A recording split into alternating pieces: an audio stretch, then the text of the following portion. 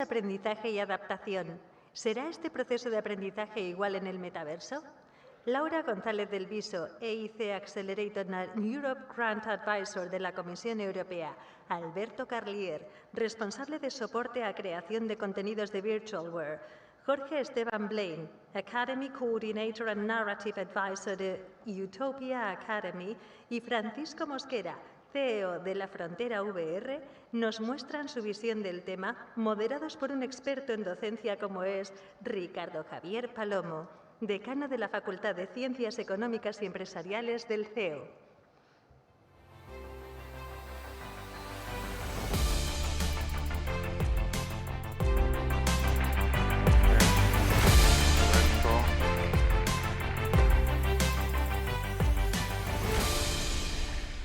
Hola a todos, gracias por esperar esta última mesa redonda, que vamos a hacer muy ligera y lo más amena posible y que va a ser fácil hacerlo por los miembros que la componen, ¿no?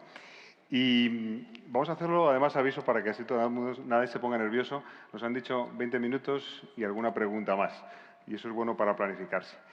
Y bueno, ¿por qué estamos aquí? Vamos a hablar de educación. Hemos hablado hace un ratito, has hablado de experiencias hoteleras, pero si hay un campo probablemente en el que el aprendizaje inmersivo vaya a ser relevante, va a ser obviamente en el sector de la educación en sus muy diferentes niveles.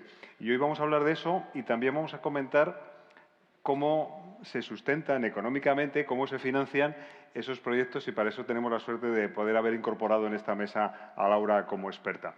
Entonces yo voy a lanzar una primera pregunta para todos, una pregunta muy general, para que me deis una primera valoración particular, ¿no? ¿Pensáis que las experiencias inmersivas pueden aportar valor en el sector de la educación? Y fijaros que digo experiencias inmersivas porque no vamos a hablar necesariamente de metaverso, sino de lo que significa esa experiencia inmersiva, y parte de ella puede ser, por supuesto, en el metaverso. Pues empezamos por Francisco, si quieres, que te veo muy dispuesto. Yo creo que lo que dices es bastante relevante en ese aspecto. O sea, el metaverso es un cómputo que engloba muchas cosas. Hoy vamos a hablar de experiencias inmersivas. Dentro de ese mundo, principalmente VR, AR, realidad mixta, yo creo que la educación va a cambiar. Yo creo que es algo que todo el mundo ya está viendo. En Estados Unidos muchas escuelas pues, utilizan estas tecnologías para hacer que los alumnos aprendan.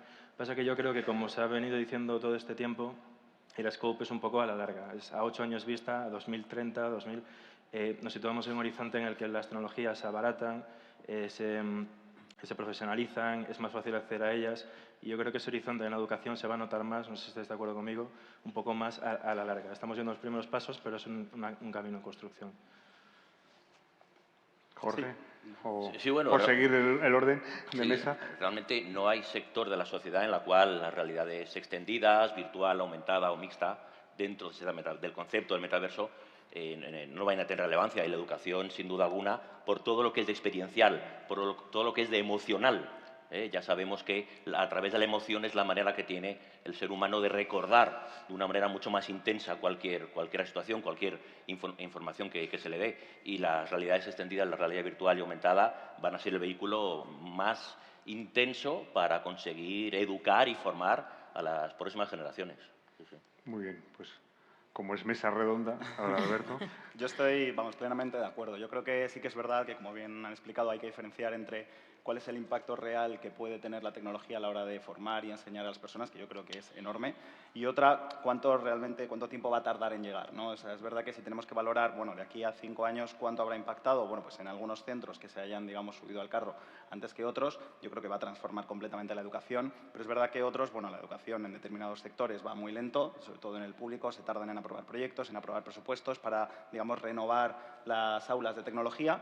Cuando eso se haga, que igual ya hablamos a 10 años vista, yo creo que la educación no se parecerá en nada a la que nosotros hemos vivido, ¿no? Lo único que, bueno, pues es un poco la balanza entre el potencial que tiene la tecnología y lo que va a tardar realmente en llegar a todos, yo creo. Muy bien. Laura, ¿quieres añadir algo o te reservas para luego? Bueno, yo sí que quiero añadir que sí que nos están llegando ya proyectos. Durante la pandemia ya nos llegaron proyectos disruptivos combinados con lo que es tecnología inmersiva. y sobre todo también del sector de la educación, sobre todo con la pandemia. Y el sector salud yo creo que va a ser también uno de los pioneros que van a incorporar este tipo de tecnologías. Pues efectivamente, yo creo que todos, yo soy profesor en la universidad, quizá por eso me han traído aquí, y además responsable de transformación digital.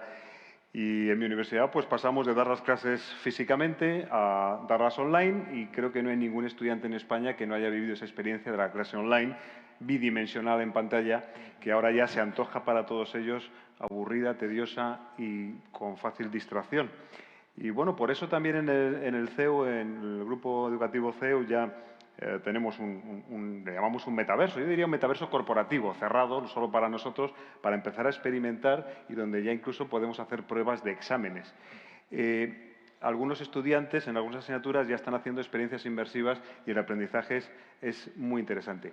Y como estamos hablando de mundo de la educación y por poner nota de 0 a 10, ¿qué calificación daríais al futuro que tiene, al desarrollo que puede tener este campo, incluso como soy de finanzas, a los posibles negocios para empresas que trabajen con desarrollos en el ámbito de la educación inmersiva de 0 a 10? Pues yo creo que le pondría probablemente un 7. Yo creo que al final hay muchas bases de la educación tradicional que van a seguir estando ahí.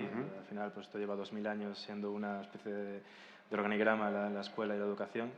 Pero estas tecnologías van a estar muy presentes en cada una de las materias y en cada uno de los pasos y las profesionalizaciones de la educación. Yo me saldría de la escala, absolutamente. Yo me saldría de la escala, absolutamente. Creo mucho en la fuerza y la capacidad de la realidad virtual para la educación. Sin ir más lejos, en un par de semanas voy al colegio de mi hija a enseñarle los planetas con VR, porque ya se los han enseñado con tablet, en realidad aumentada. No inmersiva, han visto los planetas y yo dije, no, tenéis que verlo bien de una manera inmersiva. Y me voy a ir con mis 2 gafas a ponérselo y espero que les impresione como igual que nos impresiona a todos la realidad virtual. O sea, que realmente es algo, el problema ahora mismo son fricciones, sobre todo económicas, y de desconocimiento un poco de la tecnología por parte de las instituciones y de los profesores. En el momento en el que poco a poco las realidades extendidas, virtual aumentada, se desarrollen más en la sociedad, también en el ámbito educativo van a entrar de lleno, porque el valor que aportan se sale de la escala, sin duda alguna. ¿Tú, Alberto, te quedas en la escala o...? Yo soy una combinación de los dos. Comparto el entusiasmo de Jorge en cuanto yo soy un auténtico creyente de esta tecnología. Yo la aplico en mi día a día. Yo soy de esos que se va la familia a dormir y me pongo el visor y me meto en los mundos virtuales. Pero hago la balanza con lo que he comentado antes. Creo que va a tardar en llegar a algunos centros, en que esto no es un proceso de un día para otro. Entonces, venía con el 7 ya en la mente igual, también de casa, por un poco el potencial es de 15, pero digamos que los tractores que tienen que mover esta tecnología e introducirlo en los sistemas van a tardar más, entonces al final me quedo en un punto medio. Yo conservo el notable medio-bajo. ¿Tú, Laura? Bueno, yo igual, yo me quedo con un 7, con un 8, pero también creo que es muy importante la parte educacional, en la que también los profesores se tienen un poco que adecuar a este tipo de tecnología, ¿no? Bueno, pues haciendo la media, como Jorge se sale de la escala, sale un notable muy alto, o bastante alto, ¿no? Bueno, muy bien. Ahora habéis comentado, te has dicho, Jorge, lo de los planetas. Y yo quería preguntaros en qué ámbitos, porque yo también soy un convencido que el mundo educativo tendrá que alternar la formación o el aprendizaje tradicional, donde daremos la clase en un aula física, donde además los jóvenes estudiantes pues, necesitan ese contacto físico, la cercanía, la socialización, por lo menos yo eso lo veo como mínimo hasta nivel de grados universitarios, pero también habrá otras asignaturas que podamos alternarlas, ¿no? Que habrá asignaturas que sean especialmente atractivas para ser así desarrolladas. Dadnos ideas, porque probablemente hay muchas empresas, empresarios que dicen, bueno, ¿yo en qué ámbito me voy a investigar en este campo? ¿En qué ámbito puedo ofrecer incluso soluciones?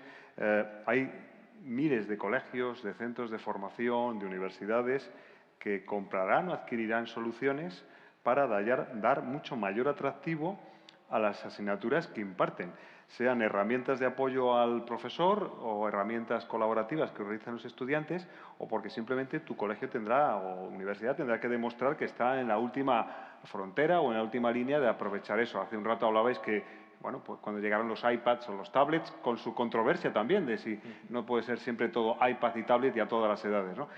Dadnos ideas de asignaturas, de materias, de qué cosas podríamos soñar o visualizar que podríamos hacer ahí. Pues yo creo que en un espectro amplio de la educación hay dos puntos ahora mismo que son muy importantes a día de hoy, que uno es la formación online, un poco lo que decías también tú de estas aulas, de poder estudiar de forma remota y no tener una pantalla, no tener simplemente un feed de vídeo donde hay que colaborar con el profesor. En este caso, por ejemplo, nosotros estamos trabajando ahora con ESADE en un campus virtual también, donde el profesor imparte la clase y tienes una sensación física de poder levantar la mano, ver a la pizarra, tomar notas, etc. Yo creo que ese es un campo que ahora mismo ya está ahí. Y otro que está aquí y que es muy interesante es la de la formación, de la FP, de las clases formativas, de enseñar a un estudiante de medicina, por ejemplo, enseñar a una persona que está estudiando algo de riesgo o donde puede poner en riesgo a terceras personas. En el entorno de VR, en el entorno de AR, le da una capa extra del conocimiento a la práctica que se puede hacer en ese momento sin el componente de puedo hacer daño a alguien, puedo romper algo muy costoso, puedo, es decir, cacharrear y experimentar, que se puede llevar incluso hasta los niños, hasta las clases de ciencia en el colegio que nos enseñaban de cómo mezclar agua y base, de hacerlo de una forma ordenada para que eso no sea una reacción exotérmica. Entonces yo creo que ahí hay como muchos sectores que se pueden aplicar ya, que reducen barreras, reducen riesgo y que están ya al alcance digamos, de todos. Y son monetizables, por otro lado. O sea, son... Jorge. Yo me he hecho esa pregunta muchas veces y me cuesta encontrar un área en el cual la VR o la R no tenga realmente sentido. Me cuesta mucho. Evidentemente, las más sencillas, historia del arte. Yo siempre digo, el caso real, yo he estado en la Capella Sixtina, la Real, 2 veces en mi vida. Toda la gente alrededor, tortícolis. Y nunca la he disfrutado tanto como cuando la vi en realidad virtual. Claro. Solo subiéndome al andamio original, espectacular. ¿Qué quiero decir con ello? Que hoy en día prácticamente para experiencias tipo de rol, eres un abogado, tienes que saber cómo comportarte en un juicio, pues vas a hacer una experiencia de VR simulada para saber cómo se comporta. Es decir, es muy difícil encontrar un área en la cual no pueda tener cabida. Lo difícil todavía es tener la cultura VR suficiente para comprender de qué manera podemos utilizar esa tecnología. Pero simplemente poner Google Earth, VR, y ver distintos lugares del mundo a los alumnos para viajar por distintos lugares y verlo en inmersivo, ya supone un plus que evidentemente verlo en pantalla o en ordenador no tiene, ¿no? Son infinitas las posibilidades, incluso matemáticas, para ver las fórmulas, para ver las curvas tridimensionalmente, física, claro. Prácticamente ilimitado. Si me das un segundo, yo quería complementar con lo que estás diciendo tú. Yo creo que absolutamente todos en esta sala recordamos, o para bien o para mal, a algún profesor en nuestra historia que nos ha marcado, o positivamente o negativamente. Yo creo que el impacto que tiene ciertas activaciones para los niños en realidad virtual es muy importante porque ese efecto, esa sensación de ver la historia, de ver la ciencia, de tocarla, de experimentarla, marca mucho. Y otra cosa que va, yo creo que en la línea de lo que estás diciendo también es romper barreras. Antes hablaba también de la moralidad, del tema de la filosofía dentro de estas tecnologías. Bueno, hay mucha gente que tiene ciertas discapacidades o deficiencias a la hora de aprender. La tecnología inmersiva muchas veces acerca también a esas personas o a gente que no puede permitirse, por ejemplo, hacer un viaje o un colegio que no puede permitirse hacer un viaje, romper esas barreras económicas para llevarlo a un entorno donde retienen más, les impacta más y de una forma muy barata. Yo creo que eso también es muy importante. Yo en mi cabeza, sobre todo debido tanto la etapa educativa a nivel colegio como la etapa formativa a nivel centros de formación profesional, ¿no? Por ejemplo, en centros de colegio, en lo que los presupuestos suelen estar más ajustados, yo veo que la realidad aumentada puede tener un impacto muy positivo desde ya, porque al final todos los chavales van a la clase con su smartphone, pueden utilizar aplicaciones que les permitan para entender mejor los conocimientos que están intentando aprender. Yo habría deseado que, por ejemplo, en una clase de matemáticas me enseñaran por qué el teorema de Pitágoras funciona como funciona, ¿no? Y que me mostrasen exactamente cómo las matemáticas, la física, ¿no? el poder hacer un tiro parabólico y ver realmente la representación de eso en un entorno de realidad aumentada y no simplemente calcular formas sin sentido, yo creo que va a aportar mucho. En centros de formación profesional, sobre todo particularmente en mi empresa, lo que estamos viendo es que el nivel adquisitivo es algo mayor y entonces sí que se está utilizando mucho realidad virtual para aprender procesos de trabajo. No ya conocimientos, sino el proceso que yo voy a realizar el día de mañana en un centro. Como mencionabas antes, lo bueno es que yo me formo en un entorno libre y seguro de riesgo. Puedo trabajar con maquinaria pesada, virtual, que no tiene coste, que no pongo en riesgo a nadie, no paro la producción de una fábrica y cuando llego al puesto de trabajo todo me suena, porque he estado ahí 100 veces en realidad virtual. Entonces, yo creo que realidad aumentada va a pegar mucho en el colegio al principio y formación profesional, realidad virtual a día de hoy, digamos que está llevando un poco a la delantera. Muy bien. Laura, ¿hay algún proyecto de todos los que tú llevas y has conseguido incluso financiación que te haya llamado la atención de cómo aplicaba Bueno, yo creo que ahora mismo, efectivamente, todos los proyectos que están surgiendo a raíz de este tipo de tecnología es sobre todo también en el ámbito de la salud. Es decir, es verdad que nos ha incorporado, es decir, todo lo que son pruebas de laboratorio, operaciones, preoperaciones, etcétera. Creo que son proyectos muy financiables en los que existe una ventaja competitiva tremenda y en el que se mezclan, como decía antes, varias tecnologías. La inteligencia artificial con inmersiva, AR, VR, Web3, etcétera, etcétera. Ahora que te tengo a Laura, si os parece, le voy a preguntar por esto, de cómo financiamos estos proyectos. Yo creo que en todo este sector, las nuevas tecnologías, hay mucha gente con muy buenas ideas, fantásticas ideas del mundo de la ingeniería, del mundo de la economía, de todos los ámbitos, pero al final, claro, hay que centrarse en el proyecto y te hace falta una mano buena para desarrollar un buen plan de negocio, pero también para obtener financiación. Hay una serie de fondos europeos, fondos nacionales.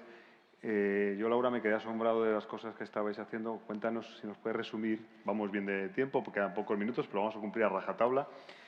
Cuéntanos así brevemente qué opciones tiene para encontrar financiación una compañía. Bueno, yo creo que, en primer lugar, esto requiere, todos los proyectos así requieren de una inversión bastante alta. Entonces, hay 3 puntos a tener en cuenta, sobre todo. Si es una idea, es decir, comentar que hay proyectos europeos y también nacionales, lo que pasa que es verdad que se están ralentizando los nacionales, los europeos van más deprisa, la financiación es más competitiva porque existe un fondo perdido incluso mayor que a nivel nacional y sí que existe para financiar desde 0 a 3, es decir, desde la idea directamente como a un medio prototipo, por decirlo así, ¿no?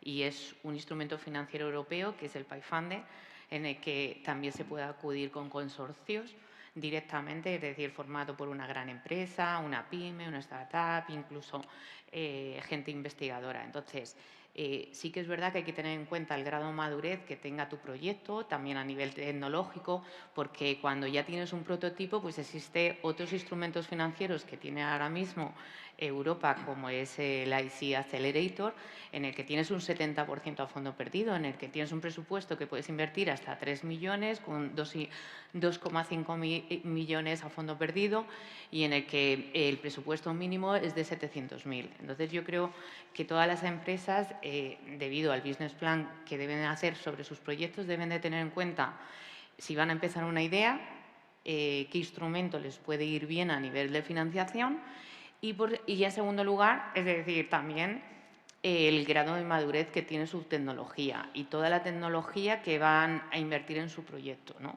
Pues inteligencia artificial, blockchain, AR, VR, etcétera. Y luego también, es decir, es verdad que Europa está yendo en cuestión de fondos un poquito más rápido, ¿no?, que a nivel nacional, pero que también a nivel nacional últimamente están sacando convocatorias directamente, pues la de los videojuegos, que tuvimos un presupuesto de 24 millones, una de metaverso que salió en agosto directamente que se convocó, que era de 3,5 millones.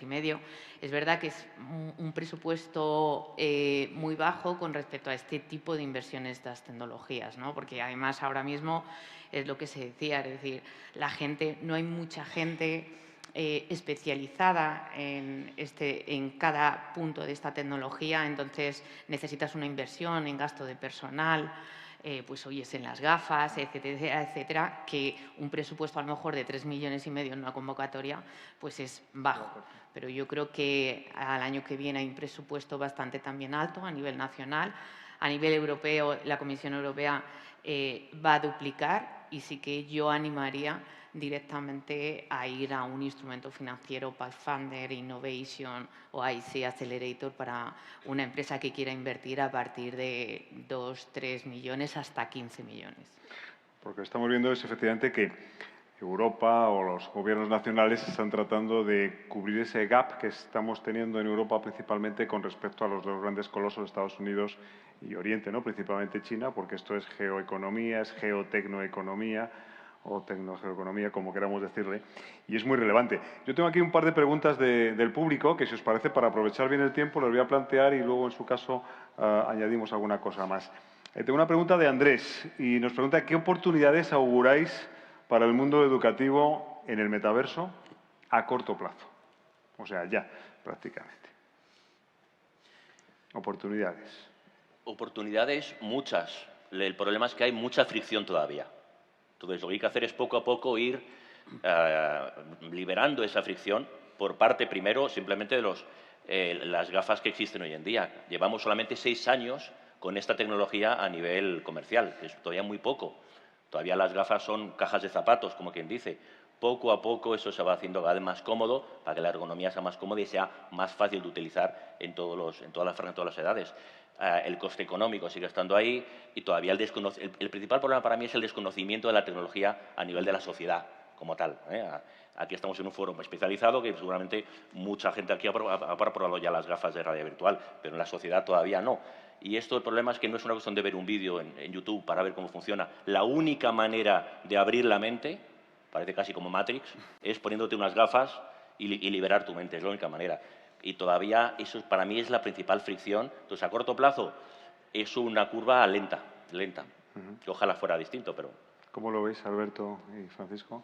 A mí personalmente lo que más me ilusiona de esta tecnología aplicada a la educación, que se mencionaba un poco antes un ejemplo, yo creo que va a democratizar muchos contenidos. Es decir, hay muchos colegios que no pueden permitirse mandar a todos sus estudiantes un viaje a Roma a ver todos los monumentos, ¿no? O ver determinados sitios del mundo o que ya no existen o que están cerrados al público. Bueno, pues la realidad virtual te permite visitar en cuestión de segundos esos lugares con unas recreaciones que cada día son mejores y que, como ha comentado antes Jorge, en algunos lugares tienes hasta mejor experiencia que la que tienes en la vida real. Yo cuando fui a ver la Mona Lisa la ves a 3 metros, rodeado de gente, por un cristal, y sin embargo en realidad virtual la ves, te acercas, puedes ver un poco los detalles de la pintura. Entonces, para mí es el poder poner todo ese conocimiento que a veces está reservado solo a la gente más pudiente, que puede permitirse ir a esos sitios en persona, traerlos a cualquier parte del mundo. ¿El visor es caro? Bueno, pues a 300, 400 euros para algunos centros se lo parecerá, pero no es nada comparable a tener que mandar a toda la clase allí, ¿no? Entonces, yo creo que conforme se vayan, digamos, abaratando los costes de los visores y sean más cómodos, el conocimiento va a ser cada vez más de todo el mundo. Yo creo que va un poco por ahí. Hace poco vi una publicidad de Meta que decía: en el futuro los niños estudiarán astronomía viajando por los anillos de Saturno. Y me hizo mucha gracia porque al final es eso. O sea, estamos en un horizonte donde pues dentro de 10 años se estudiará así y todavía no estamos ahí. Yo creo que el primer paso, el primer pasito, digamos, es que los centros también educativos empiecen a dar estos primeros pasos hacia probar, testear, que es un poco también que se han dicho en muchas conferencias antes, de cacharrear, vamos a probar. Si no se dan esos primeros pasos, si no se empieza a tocar la tecnología, si no se empieza a aprender cómo virtualizar, cómo crear contenido, las editoriales, cómo coger esos libros, cómo crear ese contenido en 3D, si no se dan estos primeros pasos, no vamos a llegar y vamos a ir más lentos que los demás. Entonces yo creo que lo que hay que hacer es ponerse, hay muchas herramientas, la tecnología es cara pero ya es asequible, hay que dar esos primeros pasitos porque si no la carrera no avanza. Yo como educador lo noto en las aulas, necesitan nuevas experiencias, necesitan algo que les llene y son generaciones que además quieren algo rápido, no soportan una clase de 50 minutos, igual que ya no ven películas, incluso parece ser que ya el fútbol se les hace muy largo un partido entero. Y bueno, también la forma de aprendizaje. Yo creo que muchos de aquí, que nos habrá ocurrido igual, yo aprendí cómo funciona un motor de explosión viendo un dibujo que aparecía en los 4 tiempos en un papel de un libro. Y había que imaginar mucho para entender aquello.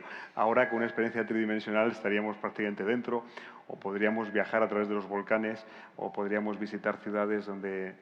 O, por ejemplo, yo me llevaría a mis alumnos a dar una clase de finanzas desde Wall Street o a enseñarles la fábrica de Tesla, donde jamás podríamos ir físicamente por costes, obviamente. Y tengo una pregunta más de Miguel, que dice, desde vuestro punto de vista, vamos a esta pregunta es de nota, ¿de qué manera influirá, voy despacio, en la consolidación del sector EdTech, ¿no? ¿De qué manera va a influir en la consolidación del sector EdTech la gran fragmentación del sector educativo en España? A ver. Bueno, yo creo que a nivel de tecnología, en el fondo hay un embudo tecnológico. O sea, al final hay una serie de estándares tecnológicos, realidad aumentada, realidad virtual, realidad mixta. Se empieza a estandarizar un poco los protocolos tecnológicos, entonces yo creo que la fragmentación que hay por encima, en el fondo va a tener que pasar por ciertos embudos que van a homogeneizar esa evolución del sector a nivel de tecnología. No sé si va por ahí la pregunta, pero yo entiendo que al final esa fragmentación va a tener que pasar sí o sí por ciertos estándares y ciertos protocolos para que eso se consolide y tenga sentido. Puedes dar una clase en realidad virtual de varias formas, pero en el fondo están bastante acotadas a lo que te permite la propia tecnología.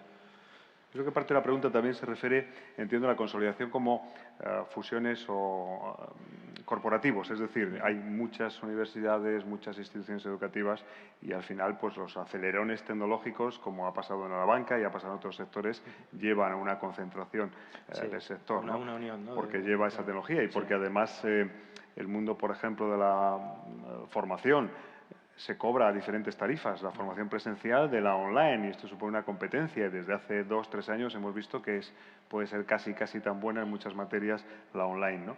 ¿Y qué más opináis por aquí sobre esto? Yo, vamos, mi respuesta iba a ir muy en la línea también de los estándares. Se ha hablado mucho antes de la importancia de que cuando vayas a crear un contenido no te ligues a una plataforma muy limitada y que si esa plataforma cae, tu contenido deje de existir. Entonces, se van a sentar una serie de visores, una serie de tecnologías con las que se desarrolla para ellos, que al final yo creo que van a ser la que van a ir usando todos los centros. Y creo que efectivamente también va a haber una serie de alianzas, probablemente, ¿no? Centros que al principio son muy disruptivos. Yo vengo de la primera universidad o centro universitario en el que se estudió por primera vez el grado de diseño de videojuegos. Y ese grado ahora mismo se imparte ya en universidades públicas, en otros centros privados. Entonces, y hay veces que, bueno, pues que una universidad ve el potencial de ese centro, lo adquiere o se adscribe a él. Entonces, al final, pues es un poco lo mismo, ¿no? Siempre hay varios que, digamos, inician el camino y luego el resto, digamos, va a rebufo y consigue aprender esos conocimientos e incorporarlos en su formación también. Muy bien, pues veo que nos quedan como 55 segundos, así que podemos hacer una frase, 2 frases por persona. Yo, mira, para complementar un poco esta idea, en la banca que dices que sí que se han tenido que fusionar por un mero imperativo de cómo está la situación financiera ahora mismo. Yo creo que ahora que se está hablando de banca descentralizada con las cripto, igual en el futuro se podría llegar a ver la educación descentralizada. Y eso es una cosa que también las propias universidades, los centros educativos tienen que tomar la delantera, tienen que posicionarse ahí antes de que estas nuevas disrupciones les golpeen. Y que no sean olas que surfen, sino olas que les golpeen desde todos los lados. Yo simplemente tengo una duda existencial. Hemos planteado aquí muchos puntos de vista nuestros humanos, pero me gustaría el punto de vista de una inteligencia artificial. Entonces, ya que tenemos aquí a Siri. Oye, Siri, ¿te gusta el metaverso? Estoy encantada en él. Es el único sitio en el que ligo más que en el Realverso. Perfecto, entonces, avalado, claro. Muy bien. Pues, ¿alguna frase para cerrar ya la mesa redonda? ¿Alguna recomendación, sugerencia? Sí, yo me quedo con la idea que has planteado antes de que viene una generación nueva que no va a aceptar aprender conocimientos de una determinada forma. Las aulas siguen siendo prácticamente igual que hace 50 años. Están acostumbrados a unos estímulos diferentes, los anuncios de la calle ya ni los ven, los partidos les resultan demasiado largos, entonces hay que enseñar a las nuevas generaciones de una forma diferente. Tienen que tocar, tienen que ver, tienen que sentirse en otros lugares y creo que por eso es inevitable que se utilicen estas tecnologías en el aula. No podemos seguir enseñando como hace 50 años. Y Laura, ¿y tú nos animas a los que sean empresarios o nos guste ese mundo a desarrollar proyectos y a financiarse ahí? Sí, efectivamente. Yo creo que hay dinero también a nivel privado, de fondos privados, y animo también a los fondos públicos y sobre todo a los europeos. Es decir, toda esta gente que dice, oye, mira, que se está retrasando, ralentizando, pues que vayan directamente a Europa con proyectos grandes en los que se pueden monetizar también vía deducciones fiscales, incluso de bonificaciones de la seguridad social. Es decir, aquí hay varias vías de financiación también y de monetización de este tipo de proyectos. Y está claro que para todo eso, que debe ser complicado, y estar al día, que hace falta expertos, ¿no? Pues no sé si queréis añadir algo más, pero estamos ya, creo que es el momento de terminar y me parece que por educación y cortesía es el momento de terminar la sesión, así que muchas gracias. Me parece que ahora ya sí que venía el almuerzo, ¿no? Muy bien, muchas gracias.